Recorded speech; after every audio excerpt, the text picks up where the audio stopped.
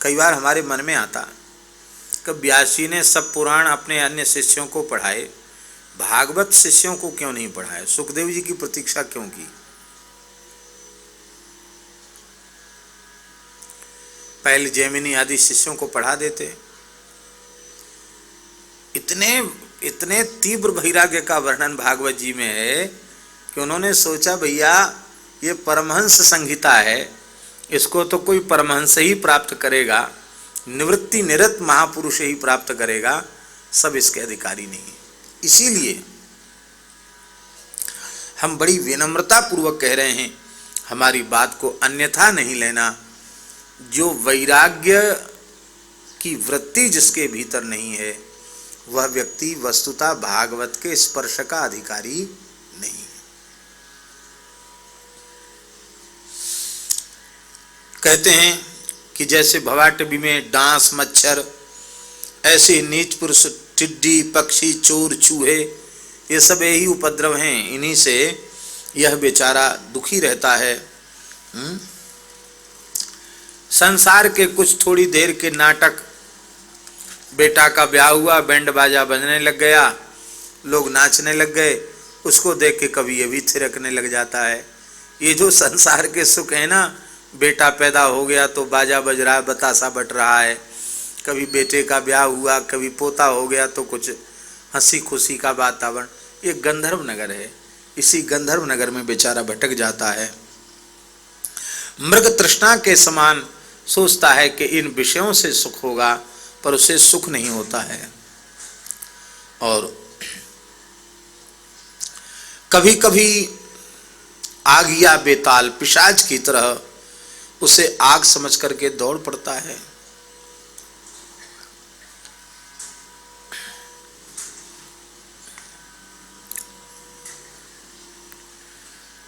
कभी धूल इतनी भर जाती इसकी आंखों में कि अंधा हो जाता है। ये अंधा क्या है?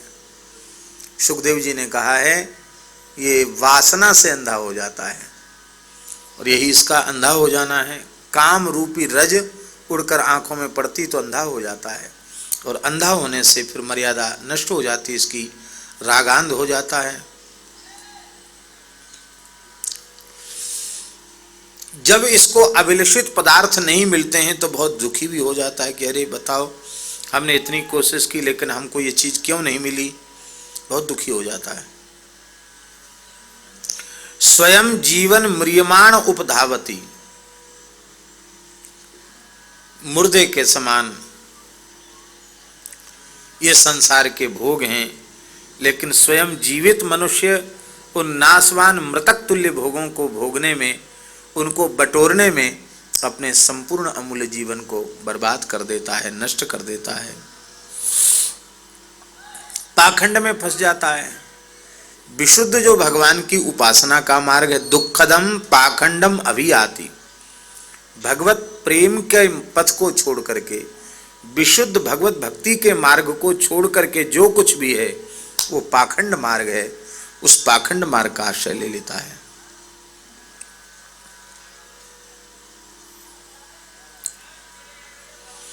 महाराज जी यहां तक लिखा है, सुखदेव जी महाराज कहते हैं कि वह व्यक्ति जो अकेले पूरे कुटुंब को अन्न आदि की व्यवस्था करता था, कपड़ा भोजन सब व्यवस्था करता था, अब वही व्यक्ति बूढ़ा हो गया, और उसके लंबा चौड़ा परिवार हो गया, 5 लड़के हैं, 5 बहुएं हैं और नाती पोते है गए, तमाम है गए। अब घर के लोग कहते हैं कि मकान तो बेचारे उसी ने बनवाया कि यहाँ हमारा बेडरूम, यहाँ हमारा अमुक रूम तमुक रूम। अब लोग सोचते हैं कि यहाँ तो बड़ा लड़का रह गया, यहाँ अमुक मंझला रह गया, उसकी बहू रह गई, यहाँ उसके बेटा, ये कमरा है बच्चों के पढ़ने लिखने के लिए, इनका क्या किया जाए? अब ये बूढ़े हो गए, इनका क्या किया? अरे बोले ने राम ही राम तो करना है, बाहर वाली कोठरी में इनको रख दो।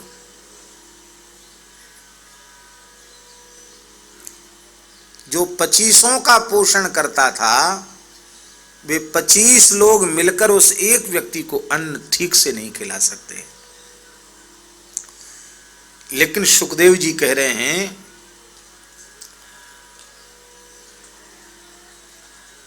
इतने के बाद भी उस मोहासक्त जीव की ममता उस परिवार में से समाप्त नहीं होती है। भगवान में ममता नहीं होती है। तुलसी ममता राम सो, समता सब संसार, राग न रोष न दोष दुख, दास भय भव पार।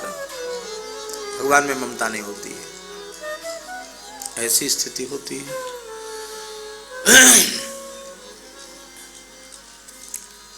हमारे महाराज जी एक गांव में गए, बुंदेलखंड की बात है, बराना में, बराना है ना,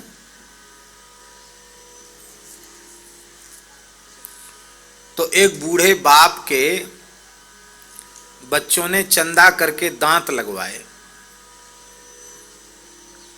दांत गिर गए थे, दांत लगवाए। तो अब तो पता नहीं होता कि नहीं, बुंदेलखंड में कोई बहुत पंचायत होती तो कई बार मंदिर पे पंचायत करते, भैया भगवान के दरवाजा बंद करो, दरवाजा खोल दो, सच्चे हो गए तो, नहीं तो तुम्हें दंड मिलेगा। ऐसा होता है कि नहीं? तो वहां मंदिर के पास पंचायत भाई,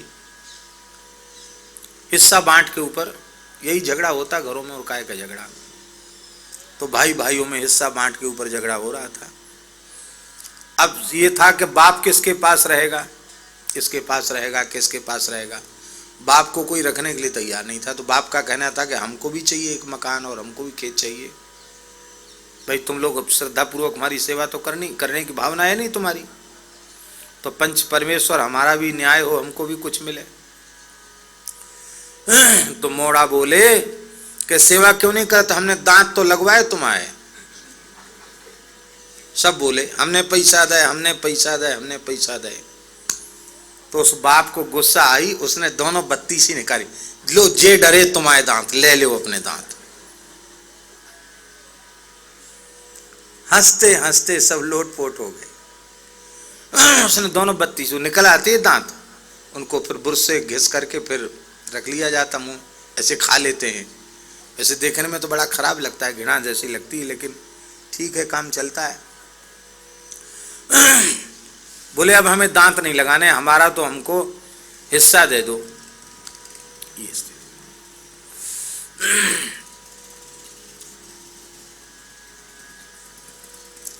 लेकिन दुख की बात यह है, सुखदेव जी कहते हैं इतनी पीड़ा सहन करने के बाद भी इसकी भगवान में प्रीति नहीं होती है। क्योंकि भगवान में प्रीति तो बिना सत्संग के होती नहीं, सत्संग यह करता ही नहीं। प्रामृतक इव विगत जीव लक्षण आस्ते, ऐसा कष्ट भोगता है कि मुर्दे के जैसा पड़ा रहता महाराज, न जिंदा में न मुर्दा में, ऐसे पड़ा रहता है और अपने मनोरथों के राज्य में भटकता रहता है। इतनी इसकी ममता हो जाती है। एक वृद्ध मर रहे थे, पुत्र चारों ओर से घेर के खड़े थे। अब गले में कफ अटक गया, बोलती बंद थी, तो धीरे से ऐसे हाथ इशारा कर रहे थे। पुत्रों ने सोचा हो सकता पिताजी ने बताया नहीं, कहीं सोना गाड़ के रखा होगा, धन गाड़ के रखा होगा। एक वैद्य को बुलाया, उसने सिद्ध मकरध्वज जैसा कोई रसायन दिया जिससे सारा कफ बाहर निकल गया। कफ निकला तो उसको बोलने की हिम्मत आई। पिताजी हाथ के इशारे से क्या कह रहे थे, कहाँ गड़ा है, बता दो जल्दी से। अरे बोले अभागो मूर्खो, जितना धन था वो तो हम पहले ही तुमको दे चुके हैं। हम तो हाथ के इशारे से ये कह रहे थे कि अभी मैं मरा नहीं हूँ, जिंदा हूँ, और ये टूटी झाड़ी भैंस का पड्डा चबाए जा रहा है और तुम लोग हमको घेर के तमाशा बनाए खड़े हो, एक झाड़ू को नहीं बचा सकते। हाय हाय मैं तो लुट गया, मर गया, ये पूरा सब चौपट कर दोगे तुम लोग। और हाहाकार करते करते प्राण त्याग दिए उसने। टूटी झाड़ू में ममता हो जाती है।